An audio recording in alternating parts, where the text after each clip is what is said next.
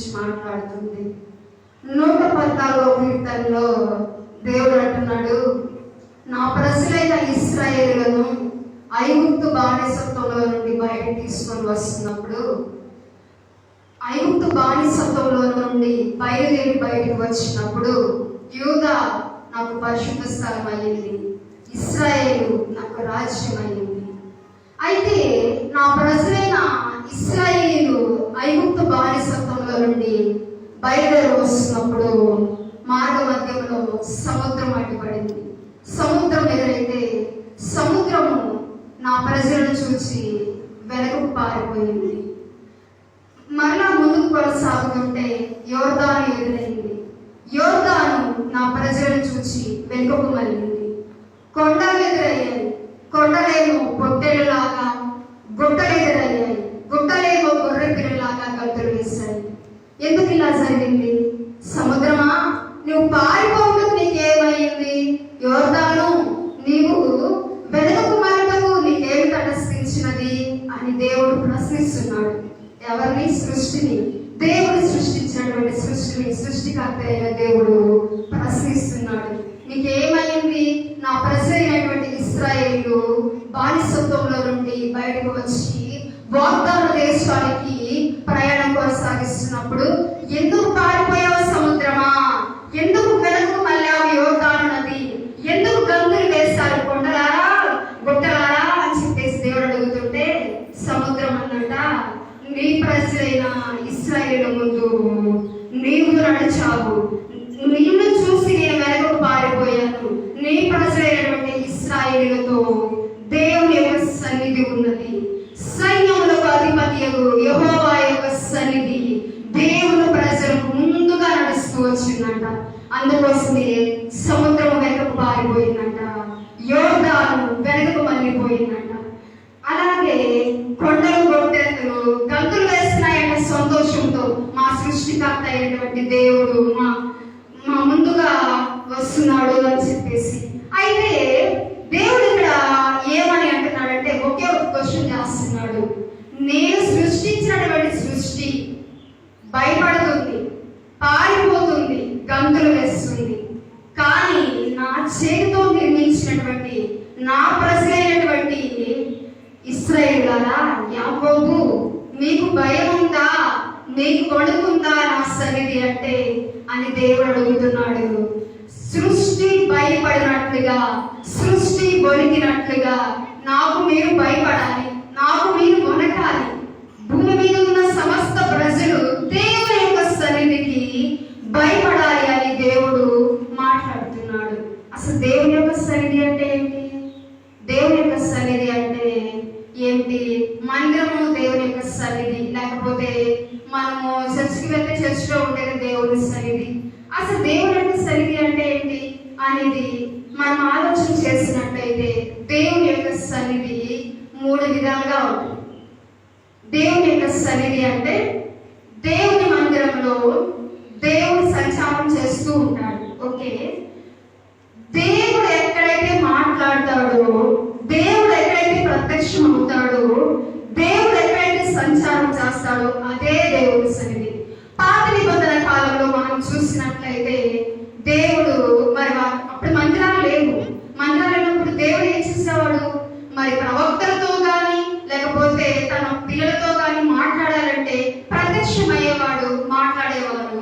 అక్కడ బలిపీఠం కట్టి అమ్మో ఇది దేవుని సన్నిధి అని చెప్పేసి భయపడిపోయేవాడు. అలాగే మరి కొత్త నిబంధన కాలంలో మరి దేవుని సన్నిధి ఎలా ఉంటది? చర్చిలోనే ఉంటుందా దేవుని సన్నిధి? అసలు మనం దేవుని సన్నిధికి ఎందుకు భయపడాలి? దేవుని సన్నిధికి ఎందుకు అంత ఇంపార్టెన్స్ ఇవ్వాలి అని మనం ఆలోచన చేసినట్లయితే, భయపడడం అంటే వణకడం అంటే గౌరవించడం.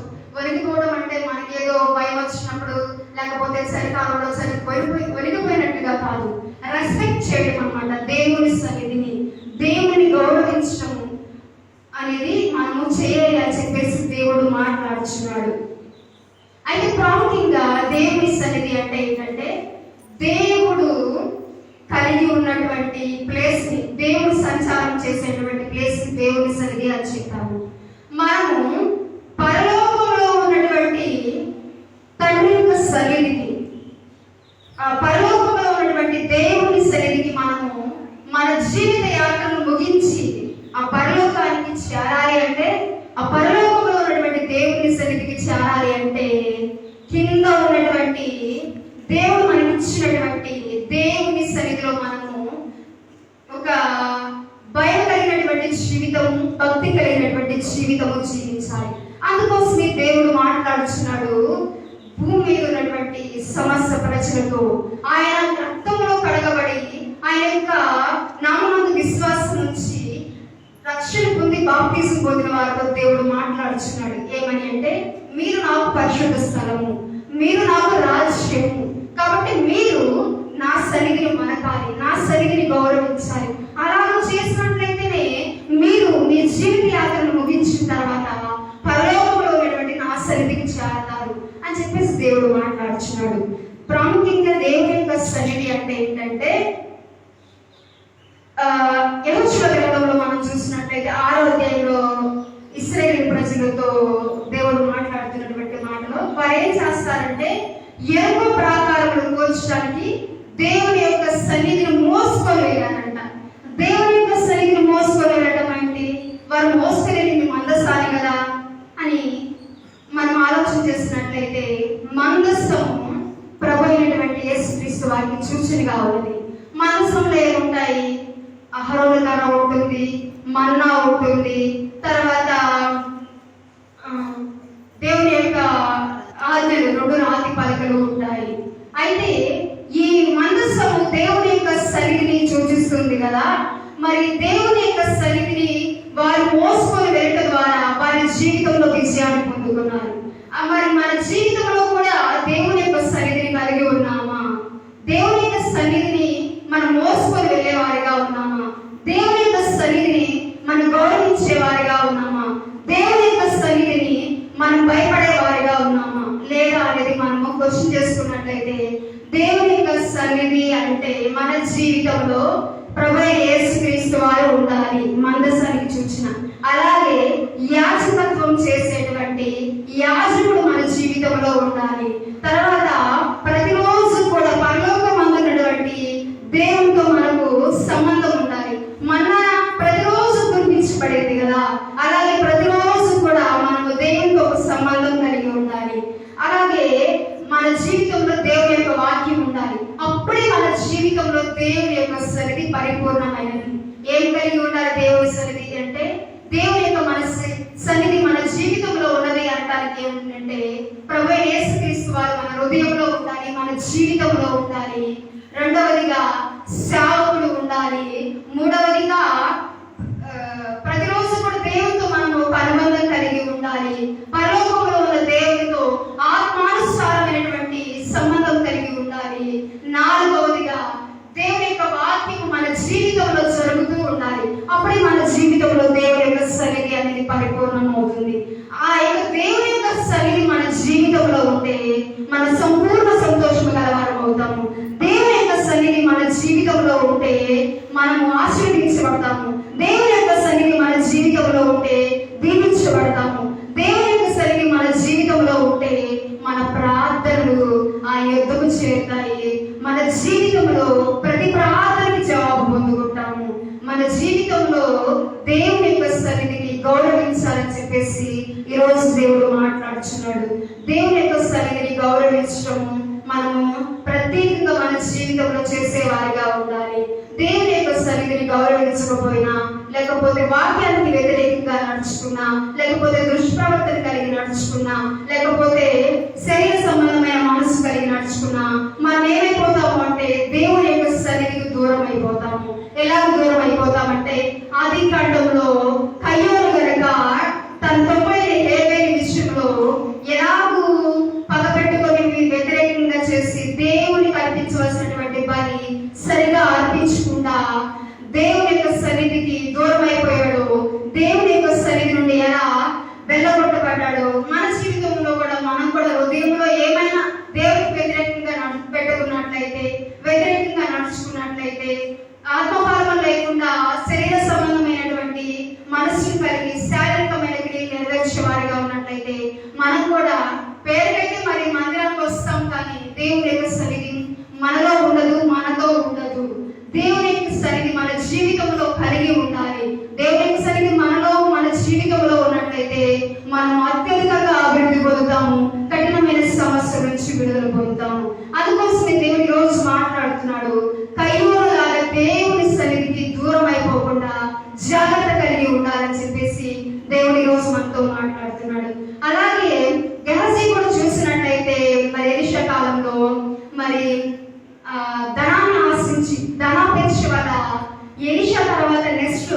మరి సేవకుడిగా ఉండవలసిన వాడు, ప్రవక్తగా ఉండవలసిన వాడు తన యొక్క ప్రాముఖ్యమైనటువంటి స్థానాన్ని కోల్పోయాడు.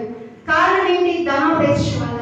మరి కయ్యోను చూసినట్లయితే తన హృదయంలో ఉన్నటువంటి పగ వల్ల, తన హృదయంలో ఉన్నటువంటి దేశం వల్ల దేవుని సన్నిధికి దూరం అయిపోయాడు.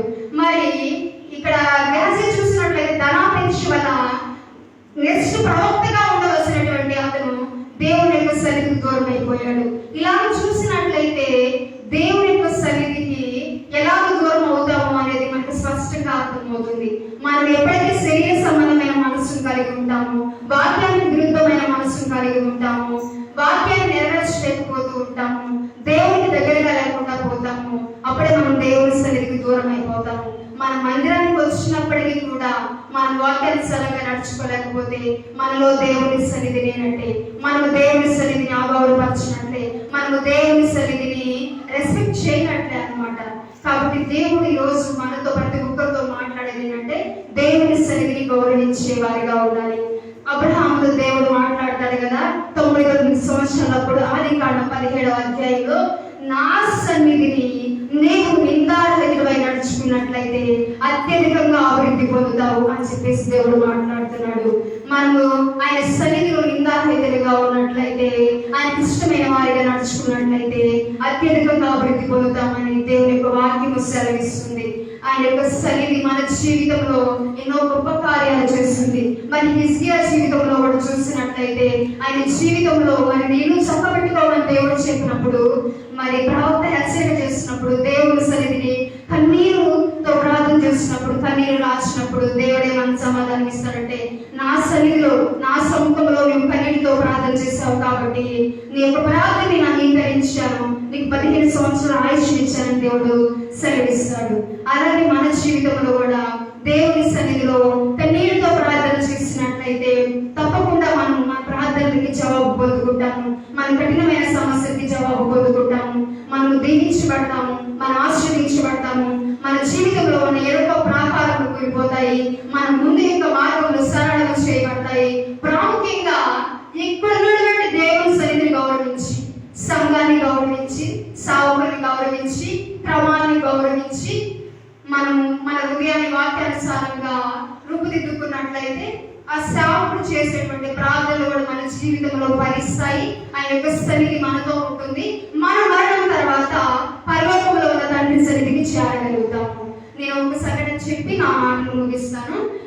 దేవుని సన్నిధిని గౌరవించడం అంటే ఏంటంటే, ఒక వ్యక్తి జీవితంలో ఎరిక్ లిడిల్ అనే అతను 1924 సంవత్సరంలో తన జీవితంలో మరి ఒలింపిక్స్ వెళ్తున్నాడంట. అతను ఇంగ్లాండ్ దేశం నుండి ప్యారిస్ కి ఒలింపిక్స్ కి వెళ్తున్నప్పుడు అతను ఒక ప్రార్థన చేసుకొని వెళ్ళాడంట. ఏమని ప్రార్థన చేసుకొని వెళ్ళాడంటే, అతను విశ్వాసం అన్నమాట. నా జీవితంలో నేను ఇప్పటి వరకు దేవుని సన్నిధిని ఎప్పుడు కూడా అగౌరవపరచలేదు, గౌరవించాను, ఆదివారం ఆరాధన మానలేదు. మరి ఇప్పుడు నేను ఒలింపిక్స్ వెళ్తున్నాను, ఒకవేళ నేను పరిగెత్తవలసినటువంటి సమయము, నేను దేశం కొరకు పరిగెత్తవలసినటువంటి సమయము ఆదివారం వస్తే నేను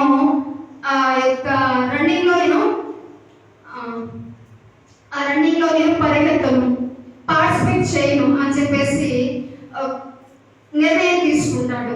అయితే స్నేహితులు అంటారంట, ఆ ఎరిక్ లిడిల్ అనే వ్యక్తికి వెళ్ళేటప్పుడు చెప్తారంట, ఎరిక్ లిడిల్ నీవు ఒలింపిక్స్కి వెళ్తున్నావు కదా, ఒకవేళ ఆదివారం వచ్చిందని చెప్పేసి మానేస్తావేమో, నీకు దేవుని సన్నిధికి ఇంపార్టెన్స్ ఇస్తావు కదా, దేవుని సన్నిధిని నువ్వు చాలా ఎక్కువగా ప్రేమిస్తావు కదా, పరిగెత్తకుండా ఆగిపోతావేమో. అలా చేయదు. ఇన్ని సంవత్సరాలు దేశము చాలా ధనాన్ని హెచ్చించి నీ కొరకు నేను తర్ఫీదు చేసింది, నువ్వు అలాగూ చేయొద్దు, దేశం యొక్క గౌరవాన్ని నువ్వు కాపాడాలి అని చెప్పేసి స్నేహితులు చెప్తారంట.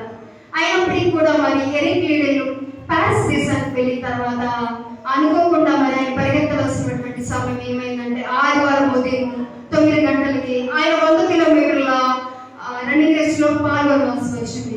ఆయన ఏం చెప్పేశాడంటే, నేను పరిగెత్తను అని చెప్పేశాడు. ఎందుకంటే ఆదివారం ఆయనకు చాలా ప్రాముఖ్యమైన సమయము, దేవుని సన్నిధిలో గడిపే సమయము, దేవునితో గడిపే సమయము, దేవుని ప్రార్థించే సమయము, దేవుని యొక్క మాటలు మరి ఆయన జీవితంలోకి మరి పొందుకునేటువంటి సమయము. కాబట్టి తన యొక్క గోల్డ్ మెడల్ కంటే ఆ దేశానికి మరి పేరు ప్రఖ్యాతులు సంపాదించడం కంటే కూడా నేను ఆరాధిస్తున్నటువంటి దేవుని సరిగ్గా నాకు చాలా ఇంపార్టెంట్ అని చెప్పేసి మరి అతను నిర్ణయం తీసుకుంటాడు. పరిగెత్తులు అలాగే ఆగిపోతాడు. మరి అతను ఆ సంవత్సరం ఏం జరుగుతుందంటే 1924 సంవత్సరంలో ఇంగ్లాండ్ దేశం తరపున ఎవరు పరిగెత్తరు, వేరే దేశం వాళ్ళు మరి పథకాన్ని తీసుకుంటారు. ఇలా జరిగినప్పుడు మరి ఆ ఇంగ్లాండ్ దేశం తరపున వచ్చినటువంటి మేనేజర్ ఆ టీం ని మరి మెయింటైన్ చేస్తున్నటువంటి ఆ వ్యక్తి వచ్చి అంటాడు, ఇంగ్లాండ్ దేశం నుండి వచ్చినటువంటి మేనేజర్ ఐడెంటిటీతో అంటాడు, నువ్వు వచ్చావు, ఏమి యూస్ లేదు, పరిగెత్తుకోకుండా తింటున్నావు, కూర్చుంటున్నావు, ఎంత ధనాన్ని హెచ్చించి నేను తరబీదు చేశాము, ఎంత ధనాన్ని హెచ్చించి నీకు ట్రైనింగ్ చేశాము, వేస్ట్, నీకు అసలుకి అనవసరంగా తీసుకొచ్చేసావు అని చెప్పేసి మేనేజర్ అంటాడు. సరే అని చెప్పేసి మేనేజర్ ఇంకో మాట ఏమని మాట్లాడతాడు అంటే, నీకు ఒక అవకాశం ఇస్తున్నాను, 400 కిలోమీటర్ల వేగంతో పరిగెట్టావా అని చెప్పేసి ఐడెంట్ లీడర్ని ఆ మేనేజర్ని అడిగాడు. ఆ మేనేజర్ ఐడెంట్ లీడర్ని అడిగాడు. ఐడెంట్ లీడర్ పరిగెట్టాలని చెప్పేసి సమాధానం చెప్పాడు. అయితే ఈ ఐడెంట్ లీడర్కి అంతకు ముందు 400 కిలోమీటర్ల వేగంతో పరిగెత్తినటువంటి అనుభవం లేదు, 100 కిలోమీటర్ల వేగంతో మాత్రమే పరిగెత్తాడు అనమాట. అందరూ అనుకుంటున్నారు ఈ 400 కిలోమీటర్ల వేగంతో ఐడెంట్ లీడర్ పరిగెడతానంటున్నాడు, గ్యారంటీగా ఓడిపోతాడు అని చెప్పేసి ఆ ఇంగ్లాండ్ దేశం తరపున వచ్చిన వాళ్ళందరూ కూడా మరి నిర్ణయం తీసుకున్నారు. అయితే 400 కిలోమీటర్ల ఐడెంట్ లీడర్ పరిగెత్తడానికి సిద్ధమైనప్పుడు ఒక ముసలావిడ వచ్చి ఆయన ఒక చీటీ ఇస్తుందంట, దేవుడికి తోడైనాడు అని చెప్పేసి చెప్తుందంట. అలా చెప్పినప్పుడు ఆ చీటీ తీసుకొని అతను ఏం చేశాడంటే జేబులో పెట్టేసుకొని మళ్ళా పరిగెత్తడం ప్రారంభించాడు. ఆ ఐడెంట్ లీడర్ 400 కిలోమీటర్లలో ఆ యొక్క రన్నింగ్ రేస్ లో పాల్గొన్నప్పుడు అత్యధిక విజయం సాధించాడు, గోల్డ్ మెడల్ పొందుకున్నాడు. ఇక్కడ ఏ అనుభవం లేకపోయినా ఐడెంట్ లీడర్ ఘన విజయం సాధించడానికి గల కారణం ఏంటో తెలుసా? తన జీవితంలో దేవుని యొక్క సన్నిధిని గౌరవించాడు కాబట్టి, దేవునితో సహవాసానికి ఇంపార్టెన్స్ ఇచ్చాడు కాబట్టి ఆయన జీవితంలో గౌరవపరచబడ్డాడు, ఆయన కూడా ఘనత పొందుకున్నాడు. దేవుని యొక్క సన్నిధిలో ఘనతా ప్రభావములు ఉన్నది అంట. ఆయన యొక్క సన్నిధిలో ఉన్నటువంటి ఘనతను ప్రభావం మనం పొందుకోవాలి అంటే మనం ఆయనను గణపరచాలి, మనం ఆయనను గౌరవించాలి, మనం ఆయనను హెచ్చించాలి, మనము తగ్గించుకునే వారిగా ఉండాలి అని దేవుడు మాట్లాడుతున్నాడు. ఆ సంవత్సరం ఐడెంట్ లీడర్ గొప్ప ఘన విజయం సాధించి ఇంగ్లాండ్ దేశానికి వచ్చినప్పుడు మరి ఐడెంట్ లీడర్ జీవితంలో దేవుడు ఉన్నాడని రుజువు చేసుకున్నప్పుడు మరి ఐడెంట్ లీడర్ ద్వారా దేవుడు గణపరచబడినప్పుడు మన యొక్క దేశంలో ప్రజలందరూ కూడా సంతోషించారు. ఆయన యొక్క జీవితాన్ని 1954 సంవత్సరంలో చారిట్స్ ఆఫ్ ఫైర్ అనే మూవీగా తీశారు. ఇప్పటి వరకు ప్రపంచంలో బెస్ట్ మూవీస్ 10 ఉండవచ్చు. ఆ బెస్ట్ మూవీస్ 10 మూవీస్ లిస్ట్ లో one of the movie Chariots of Fire ఐడెంట్ లీడర్ యొక్క బయోపిక్. అది తన జీవితంలో జరిగినటువంటి యథార్థ సంఘటన. అది ఐడెంట్ లీడర్ దేవుని యొక్క సన్నిధిని గౌరవించాడు కాబట్టి ఐడెంట్ లీడర్ని దేవుడు గౌరవపరిచాడు. ఈరోజు దేవుడు మనతో స్పష్టంగా మాట్లాడుతున్నాడు. ప్రాముఖ్యంగా ఏంటంటే, నేను మిమ్మల్ని పరిశుద్ధులుగా ఏర్పాటు చేసుకున్నాను, దేవుడు రాజ్యంగా ఏర్పాటు చేసుకున్నాను. సృష్టి నాకు వణుకుచున్నది, నేను సృష్టించిన నా సన్నిధిలో భయపడి ఉంటున్నది. మరి మీరు కూడా నా సన్నిధిని వణుకుతోనూ భయంతోనూ ఉండాలి అని, మరి భూమి మీద దేవుని యొక్క సన్నిధిని గౌరవించినట్లయితే, భూమి మీద దేవుని యొక్క సన్నిధిని మన జీవితంలో కలిగి ఉన్నట్లయితేనే మరణం తర్వాత పరలోకంలో తండ్రి సన్నిధికి చేరగలుగుతామని దేవుడు వాక్యం ద్వారా మాట్లాడారు. ఆ రీతిగా దేవుని యొక్క వాక్యము మనందరి హృదయంలో భద్రపరచబడింది.